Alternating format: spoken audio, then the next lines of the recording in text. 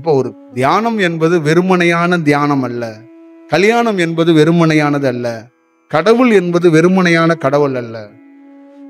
ரொம்ப நிதானமாக, ரொம்ப பாரம்பரியத்திலே நுட்பமான செயல் வடிவம் கொண்டது நம் பாரத தேசத்தில் இருக்கிற ஞானிகளுடைய, நம் எல்லாருமே, இந்த திருமணமான அத்தனை பேருமே, திருமணம் இல்லாமலும் பாரதத்தில் இருக்கிற அத்தனை பேருமே ஞானிகள் வம்சாவளியிலிருந்து வந்தவங்க தான். இந்த அத்தனை உயிரும் கடவுளோட உயிரா இருந்தாலும் நீங்க அத்தனை பேருமே ஒரு காலகட்டத்தில் ஞானியோடு இருந்திருக்கிறீங்க, இல்ல கொஞ்சம் நெஞ்சம் ஞானத்தை அடைஞ்சிருக்கீங்க. ஒரு 30% ஞானத்தை அடைஞ்சு விட்டு அதுக்கப்புறம் உங்களால அடைய முடியல. திருப்பி அடுத்த பிறப்புல இப்ப என்னன்னே தெரியாம 10-20 தியானத்தை பண்ணிக்கிட்டு எனக்கு கொஞ்சம் சக்தி இருக்கு, எனக்கு கொஞ்சம் ஆற்றல் இருக்கு, அடுத்தது என்னன்னு தேடிக்கிட்டு இருக்கீங்க. ஆனா நீங்க எல்லோருமே ஒரு காலகட்டத்தில் உயர்ந்த ஞானியோடு இமாச்சல்லையோ மேற்கு தொடர்ச்சி மலையிலையோ பல மலைத்தொடர்களில் வாழ்ந்தவர்கள் தான். நீங்கள் புதிதாக புதினா சட்னி அரைச்சிக்கிட்டு காரக்குழம்பு வச்சுக்கிட்டு வீட்டுல வாழ்றவங்க இல்ல. அந்த செயல் வடிவத்திலிருந்து மாறி வந்தவங்க தான் நீங்க. அது தெரியல. இப்ப நம்ம மனிதனா பிறந்த போது தெரியல. தியானம் வந்த போது நம்ம என்ன நினைச்சோம்? யாருக்குமே வராத தியானம் நமக்கு வருது. யாரும் பார்க்காத செயலை பார்க்கணும்னு நினைச்சோம். அப்புறம் தான் 2 மண்டையில போடும்போது ஆல்ரெடி இது உனக்குள்ள இருக்கு. ஆல்ரெடி இந்த மலை தொடர்கள்லாம் உனக்கு தொடர்பு இருக்கு. அப்ப முப்பிறப்பு என்னன்னு தெரிஞ்சதுக்கு அப்புறம் தான், ஆக இது ஆல்ரெடி இருக்கிறதுனால தான் இது நடக்குது. அதை இன்னும் மேல்படுத்துவதற்கும், அதான் இறைவன் தடுத்து ஆட்கொள்வது அப்படிங்கிறது எதுன்னா, உனக்கு தியானம் வந்துட்டா இறைவன் தடுத்து ஆட்கொள்றான்னு அர்த்தம்.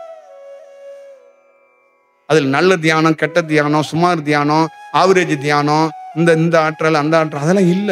தியானம்னாவே அது இறைவனுடையதுதான். அது எந்த மனிதனாலையும் தியானத்தை உருவாக்க முடியாது. எந்த மனிதனும் உருவாக்கல. நான் அல்ல, எந்த மனிதனும் தியானத்தை உருவாக்க முடியாது. அது இறைவனால மட்டுமே உருவாக்கப்பட்டது. அது இறைவனால மட்டுமே கொடுக்கப்பட்டது. அது இறைவனால மட்டுமே போதிக்கப்பட்டது. இப்பொழுதும் நான் ஒரு மனிதன் கொடுக்கவில்லை. எனக்குள்ளே இருக்கிற இறை தத்துவம், இறை சக்தி உண்மையாக தியானம் பண்றவன். எனக்கு தியானம்னா என்னன்னு தெரியாது. எனக்குள்ள இருக்கிறவன் பதஞ்சலி தியானத்துக்குரிய தந்தை. அவன் கொடுக்கறான். அப்ப எனக்கு தியானமே இந்த உடலுக்கு பண்ண தெரியாது. என் தாய்க்கும் தெரியாது, என் தகப்பனுக்கும் தெரியாது, என் வம்சாவளிக்கும் தெரியாது. யாங்கெல்லாம் கருவாட்டு குறுப்பு, மீன் குழம்பு குறுப்பு, தியானம் குறுப்பெல்லாம் கிடையாது. புரியுதுங்களா? ஒரு கோயில்ல போய் மல்லிகைப்பூ வச்சுட்டு சாமி கும்பிடுவோம், பக்கத்து கோயில்ல வந்து கிடா வெட்டி பொங்கல் தின்னுட்டு இருப்போம். இந்த குரூப் நாங்க. தியானம்னா என்னன்னு தெரியாது. சுட்டு போட்டாலும் தியானம் வராது. உருளுவோம், மண்ணுல பிறழுவோம், கடவுள்கிட்ட அழுவோம், ஒப்பாரி வைப்போம், கடவுளை திட்டுவோம், கடவுள்கிட்ட வேண்டுவோம், பால் குடத்தை எடுப்போம், பன்னீர் குடத்தை எடுப்போம், காவடி எடுப்போம், குப்புற படுப்போம், எல்லாமே பண்ணிக்குவோம், தன்னை வருத்திக்குவோம். இப்படித்தான் தெரியும். கண்ணு மூடி மௌனமாக இந்த சுவாசத்தை பூ போல கவனிக்கவோ, இந்த உள்ள இருக்கின்ற சக்தியை பேர உண்மையான செயல் வடிவத்தை அறியவோ, ஒரு மௌனமாக ஒரு மனிதன் புரிந்து கொள்வதோ, ஏன் பிறந்தோம் என்ற அந்த அற்புத கலையை தெரியாத ஒரு கூட்டத்திலிருந்து பிறந்தவன் தான் நான். அப்ப எனக்குள்ள ஒரு தியானம் நான் போதிக்கிறேன்னா, இந்த உடலோ என்னுடைய செயலோ இல்லை. உள்ளே ப்ரொபஷனலா ஒரு தியானம் பண்றவன் இருக்கிறான். அவன் தான் இதுக்கு காரணம். அவன் தான் இந்த வடிவத்தை மக்களிடம் போதிக்கிறான், கொடுக்கிறான், சொல்றான். இதுதான் செயல். அப்ப இந்த சூலம் ஒரு கருவி. குரங்கா உட்கார்ந்துட்டு நாங்க உட்கார்ந்து பேசிட்டு இருக்க முடியுமா? அது மாதிரிதான். அதனால நீங்க அதை கொஞ்சம் உணர்ந்தா நல்லா இருக்கும். பல ரியாக்ஷன்ல இருக்கீங்க, என்ன புரிஞ்சிச்சுன்னு உங்களுக்கு தெரியல. அதனால அதை நீங்க பார்த்துக்கங்க. எத்தனை முறை செவுத்துல போய் முட்டிக்கிறது, இந்த தியானம்னு போடு வச்சு அங்கன போய் நட்டுக்கிட்டு நிக்கிறது, இதெல்லாம் நின்று நீங்க ஞானம்லாம் அடைய முடியாது. நிதானம், பொறுமை, கரெக்டான விஷயம். இறைவன் எங்கும் கொட்டி கிடக்கிறான். புரியுதா? பச்சை பெயிண்ட் அடிச்சு வச்சுட்டு கருப்பு பெயிண்ட் அடிச்சு வச்சுட்டு அங்க ஒருத்தன் அப்படியே உட்காந்து தியானம் பண்ணா அங்கதான் இறைவன் இருப்பானா? இறைவன் எல்லா இடத்துலயும் வாகித்து இருக்கிறான். நீ விசுவாசமாக இருந்தால் நீ ஒரு நாள் இறைவனால் வழி நடத்தப்படுவாய். இறைவன் எங்க இல்ல, நீ என்னை விட்டுட்டு போகும்போது உன் பின்னாடி இறைவன் வந்துகிட்டு இருக்கான். ஏன் வர்றான்னா உயிர் அவனுது. உயிரையே கொடுத்தவன் அவன் தான்ப்பா உனக்கு. அதனாலதான் நீ என்ன செய்யற, சிவனை தாய்ங்கிற, சிவனை தந்தைங்கிற, பார்வதிய தாய்ங்கிற. கொடுத்தவங்களே அவங்க தான். அது ஒரு சக்தி. அதனாலதான் உயிர் பிரிந்து போனா அது எப்படி இருக்குன்னு மருத்துவத்துல சொல்ல முடியல. அது ஒரு அலைவரிசை. அலைவரிசையை போய் நீ எப்படி சொல்லுவ? அலைவரிசையை போய் எப்படி பார்ப்ப? அது மின்மினி பீச்சு மாதிரி அப்படியே அப்படியே பல கலர்ல அப்படியே உலர்ந்து போயிடும். அப்படிதான் இருக்கு நம்மளுடைய உயிர் சக்தி. அதனால நீங்க அதை பார்த்துக்கங்க. அப்ப இறைவன் எங்க இருக்கிறான்? எல்லா இடத்துலயும் இருக்கான், எல்லா செயல்ல இருக்கிறான். அங்கு நமக்கு தியானம் என்றும், நமக்கு உண்மை தத்துவம் என்றும், நம்ம உயிர் மேம்படணும்னா நீ உண்மையா இருக்கும். அப்போ உனக்கான வேலை தானா நடக்கும். காசால் கடவுளை அடைய முடியாது, காசால் தியானத்தை பெற முடியாது. உன் காசை நீயே வச்சுக்க. ஆனால் உண்மையாக நீ இரு. காசையும் உனக்கு கொடுத்து கடவுள் தியானத்தையும் கொடுப்பான். புரியுதுங்களா? அப்புறம் ஆசை தீர்ந்ததுக்கு அப்புறம் காசை பிடுங்கிட்டு கோமணத்தையும் பிடுங்கிட்டு ரோட்ல நடக்க விடுவான். அப்ப நீ உண்மையான இறைவனை காணலாம். இதான் விஷயம். புரியுதா? அரண்மனை வேணும்னு கேட்டவன் அரண்மனையிலே தான் இருக்கிறான். ஞானம் வேணும்னு கேட்டவன் போதி மரத்துல உட்கார்ந்து இருக்கிறான். எல்லாத்தையும் திறந்தாங்கிறதோட திறக்க வைக்காதவன். அப்பதான் ஒரு செயல் செய்ய முடியும். புரியுதுங்களா? இல்லைன்னா ஒன்றும் பண்ண முடியாது. ஒரு நாட்டை ஆள்ற தலைவன் ராஜ்யம் செய்கிறான், ஒரு ஞானியும் ராஜ்யம் செய்கிறான். ஆனால் ஒரு நாட்டை ஆள்ற தலைவன் சாதகம் பாதகம் பார்த்து செய்கிறான். ஆனால் ஒரு ஞானி காலத்தை பார்த்து செய்கிறான். அவன் ராஜ்யம் எப்படி இருக்கு, இவங்க ராஜ்யம் எப்படி இருக்குன்னு நீங்களே பாருங்க.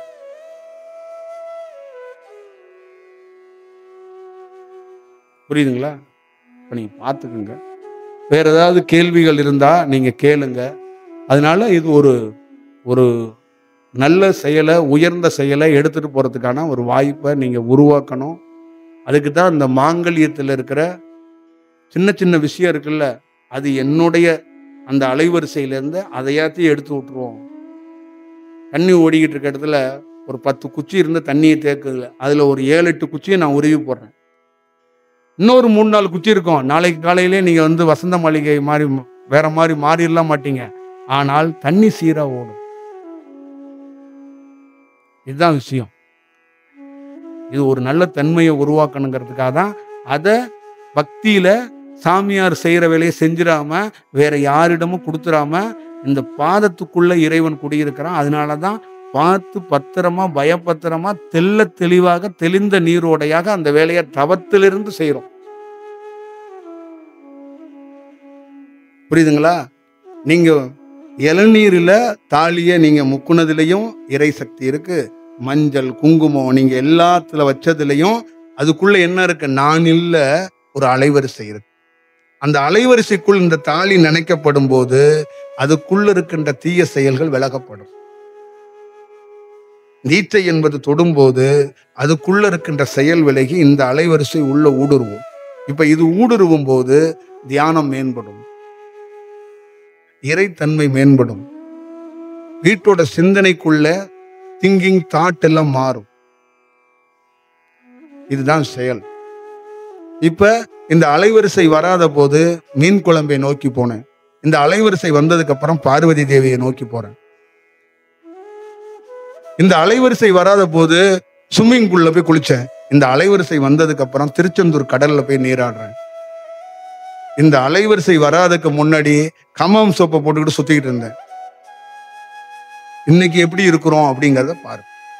அப்போ ஒரு அலைவரிசை ஒரு மனிதனுக்கு கிடைக்கப்பட்டாக வேண்டும். உங்க செல்போன், உங்க டிவி, உங்க ரேடியோ, உங்க கேமரா எல்லாத்துலயும் ஒரு அலைவரிசையால் இயங்குகிறது. ஆனால் உங்களுக்குள் அலைவரிசை இருக்கிறது. மனித அலைவரிசைகளே மாற்றி மாற்றி வைத்துக் கொள்கிறீர்கள்.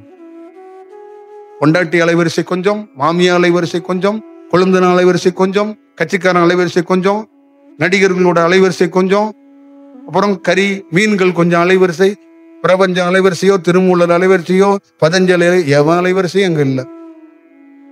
அவங்க அலைவரிசையை திருப்பும் போது தேனீகி மாதிரி கொய் கொய் கொய்னு மொச்சுக்கிட்டு இருக்கு. சிக்னலே வரல.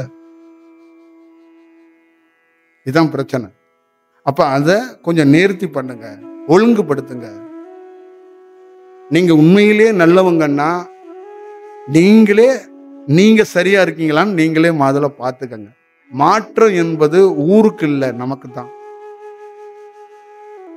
செயல் வடிவம் தாட் நம்ம வேற மாதிரி மாறுறோன்னா நம்ம தாங்க மாறணும். பொண்டாட்டியை பிடிச்சி மாற்றக்கூடாதுங்க. பொண்டாட்டிக்கு அட்வைஸ் பண்றதெல்லாம் தூக்கி குப்பையில் எறிங்க. நீங்க உங்களுக்கு கண்ணாடிக்கு முன்னாடி நீங்களே என்ன அட்வைஸ் பண்ணிக்கங்க. பொண்டாட்டி ஏன் மாறணும்? நீங்க மாறுங்க. உங்க நல்ல தன்மை பொண்டாட்டியை மாற்றும். புரியுதுங்களா? இதுதான் ரொம்ப முக்கியம். அப்ப நீங்க அதை பார்த்துக்கங்க. ஒரு தனி மனிதன் நல்ல அலைவரிசை கிடைத்தா அவன் என்ன பண்றான்னா, அவன் செல்ஃபா வாழ்றது எப்படின்னு தெரிஞ்சுக்கிறான். அவனுடைய நாங்க பார்க்கும்போது ஒரு ஒரு ஆனந்தம் அப்படின்னா வெறும் ஆனந்தம் இல்லைங்க. அந்த ஆனந்தத்தை உண்மையிலே அனுபவிக்கிறோம். ஏன் அனுபவிக்கிறோம்னா, அந்த உடல் அப்படியே பூ போல மாறுது. அப்படியே உள்ள ஒரு காற்று அப்படியே உள்ள போய், ஒரு பனியில அப்படியே உள்ள போய் அப்படியே உராய்ந்துட்டு அப்படியே நடந்து அப்படி போய் அழகா அப்படி அங்க உலாவிட்டு வந்து சத்தமே இல்லாம ஒரு இடத்துல வந்து அப்படி நின்னா எப்படி இருக்கும்? இந்த மாதிரி வேலையெல்லாம் பண்ணுது. அப்ப தனக்குள்ளே எப்படி இருக்கு அப்படின்னா, தன்னையே செல்ஃபா நிறைய அந்த புது நமக்குள்ள மறைஞ்சு கிடக்கிற விஷயங்கள், நமக்குள்ள ஒளிஞ்சு கிடக்கிற ரகசியங்கள். அப்ப ஒவ்வொரு வாழ்க்கையில நடந்த பழைய கிராமத்துல வாழ்ந்த மனிதனா வாழ்ந்த எல்லா விஷயமும் தொலைக்கப்படுது. அப்ப புது மனிதன் மாதிரி நம்ம மாறிக்கிட்டே இருக்கும். இது உங்களுக்குள்ள கிடைக்கப்படணும் தான் இந்த அலைவரிசை. நிறைய பேருக்கு என்னன்னா, தியானம்னா ஏதோ வேற ஒண்ணு நினைக்கிறாங்க. அதான் நான் பல நாள் சொல்லியிருக்கிறேன். யாரும் புரிய மாட்டாங்க. தகப்பனால, டீச்சரால, வாத்தியாரால, டாக்டரால, இன்ஜினியரால, முதலமைச்சரால, பிரதமரால, கவர்னரால, பெரிய உயர்ந்த பொறுப்புல இருக்கிற இராணுவ அதிகாரியால ஒரு அலைவரிசையை கொடுக்க முடியாது. அப்போ ஒரு இறை அலைவரிசை கிடைத்தா அவன் அங்க என்ன ஆகுறான்னா, அந்த பழைய அலைவரிசையிலிருந்து விடுபடுறான். அவன் அதுக்கு முன்னாடி பல ரேடியோ ஸ்டேஷன்ல பாட்டு கேட்டவன் ஓனா ரேடியோ ஸ்டேஷன் கிரியேட் ஆயிருக்கு. அதுக்கு முன்னாடி அவன் கேட்கறது யாரு? எவனோ ஒருத்தன் கண்டுபிடிச்ச ரேடியோ ஸ்டேஷன்ல பாட்டு கேட்டு உட்கார்ந்துருக்கான். இப்ப இங்க இருக்கிற எல்லாமே யாரோ ஒரு அலைவரிசையில் வாழ்ந்து கொண்டிருக்கிறார்கள். அந்த இறை சக்தி உள்ள வந்தா அவனுடைய ஓன் அலைவரிசையில் வாழ்வான். அப்ப நீங்க உங்க தாட்டு வேற மாதிரி ஆயிரும். அப்ப எங்க தாட்டு வேற. நீங்க எத்தனை கோடி வேணாலும், எனக்கு எத்தனை முறை என்ன வேணாலும் கொடுத்து பாருங்க, வேற ஒரு தாட்டா தான் இருக்கும், வேற ஒரு செயலா தான் இருக்கும். இது கட்டுப்பாட்டுல பண்ண முடியாது. ஓ, என்ன நம்புறாங்க அதுக்காக நான் நல்லவனா இருப்பேன் அப்படிலாம் இல்லைங்க.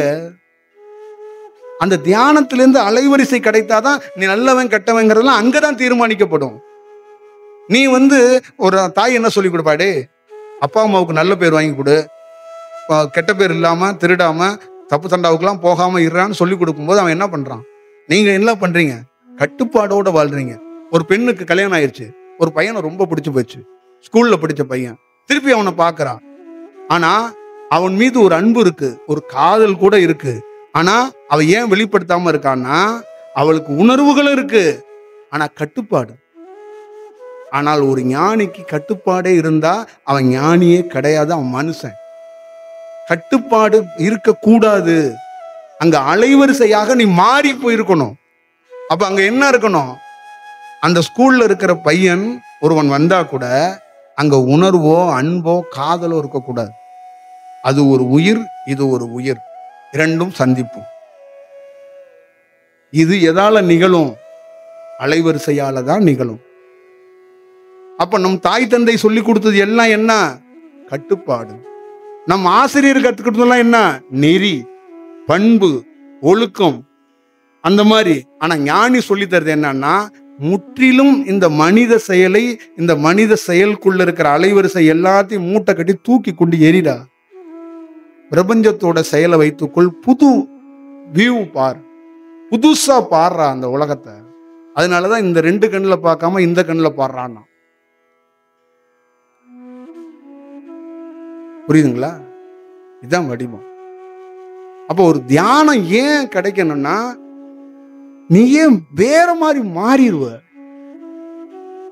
நீ அங்க பெருமாளை பார்த்து கும்மி அடிக்க மாட்ட, சிவனை பார்த்து கும்மி அடிக்க மாட்ட, நீயே மாறி போயிருவ.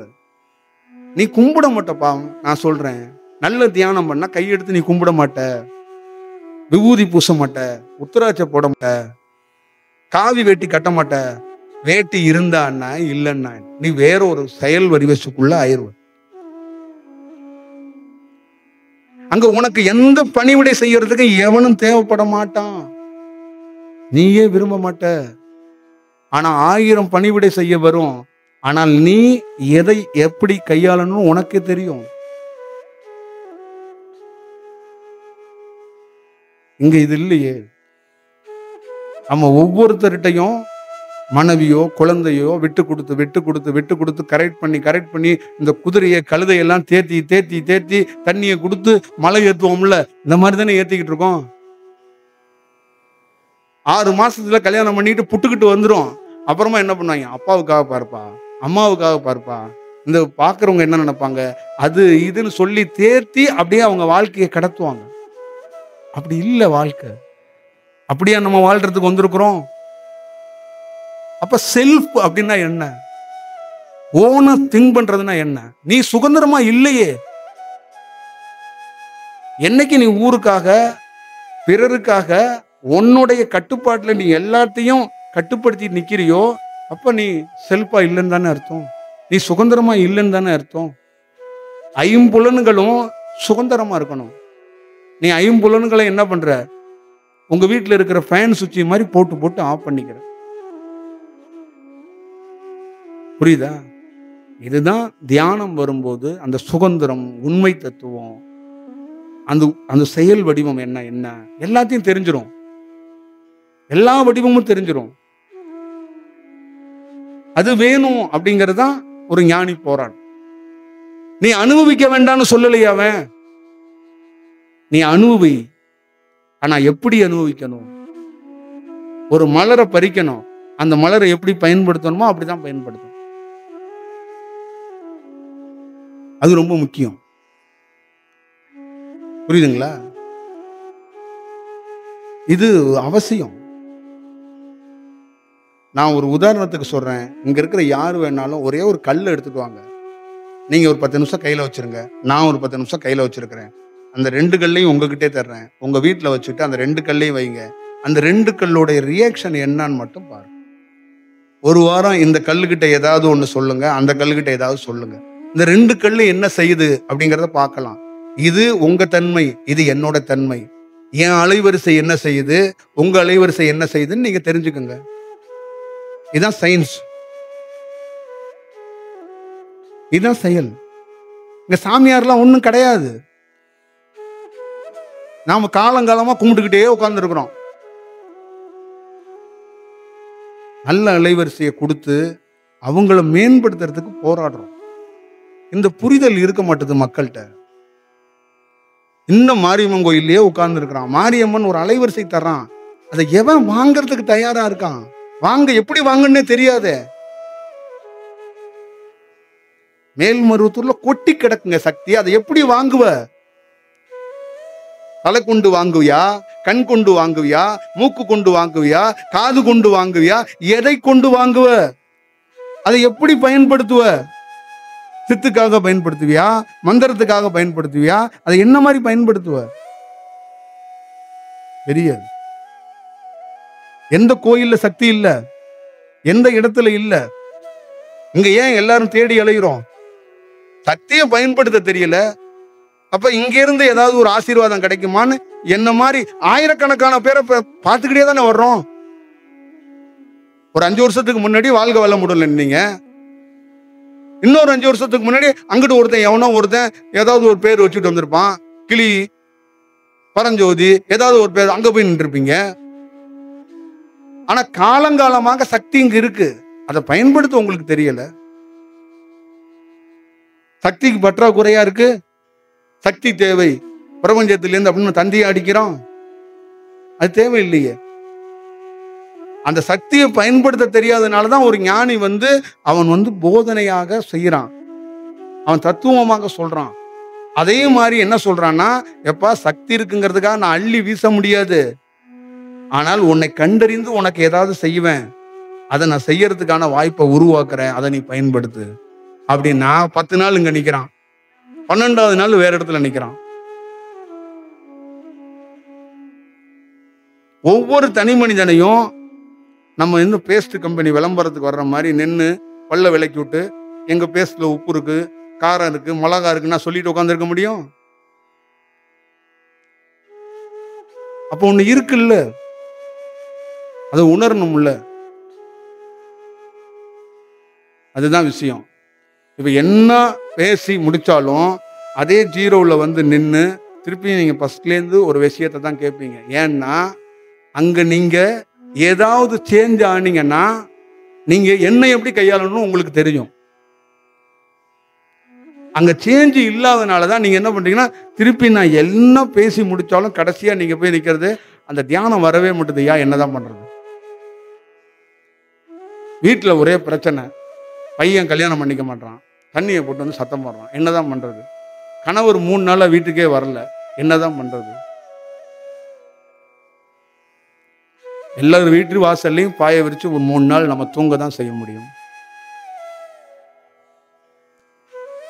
அப்ப இது புரிதல் இருந்தாதான் அடுத்த ஒரு விஷயத்தை கொண்டு போக முடியும். அந்த புரிதல் முதல்ல வேணும். ஒரு புத்தகம், ஒரு ஞானியோடைய அவங்க லைஃபை டீட்டெயிலா கவனிக்கணும், எறும்பு மாதிரி கவனிக்கணும், நுட்பமா கவனிக்கணும். அந்த நுட்பம் இருந்துச்சுன்னா நீ மாறுவ. அவ்வளவுதான் விஷயம். நான் என்ன சொல்றேன்னா, நீ எனக்காக வாழாத, உனக்காக வாழு. உன் வாழ்க்கையை நீ சரியா வாழுங்கிறது தான் இதோட செயல். புரியுதுங்களா? இப்ப நான் மனிதனா இருந்தேன்னா என் வாழ்க்கையை நான் வாழ போயிருப்பேன். ஆனா இந்த தியானம் வந்ததுக்கு அப்புறம் உனக்கு ஒரு வாழ்க்கையே இல்லை, அப்படி ஒண்ணு செயலே இல்லைன்னு அந்த உள்ள இருக்கிற சக்தி செஞ்சதுனாலதான் பிறருக்காக வேலை செய்யறாங்க. இல்லைன்னா நாம என்ன பண்ணுவோம், இந்த உடலை தூக்கிக்கிட்டு நமக்கு சக்தி வந்துருச்சு, நாம என்ன பண்ணுவோம்? என் மனைவி வீட்டு சார்ந்து ஒரு 300 பேர் இருக்கான், அப்புறம் என் சார்ந்து ஒரு 300 பேர் இருக்கான். அவனுக்கு தானே ஏதாவது ஒண்ணு பண்ணிக்கிட்டு இருப்போம், மந்திரத்தை போட்டுக்கிட்டு, ஓடி வாங்க இந்தாங்க, அங்கே தானே உட்காந்துருப்போம் சாம்பிராணியை போட்டுக்கிட்டு. நம்ம ஏன் அங்க போடல அப்படிங்கறத நீங்க தெரிஞ்சுக்கணும். அப்ப மாற்றங்கிறது என்னன்னு பாத்துக்கங்க. எது மாற்றம்? இதை நம்ம உணரணும்.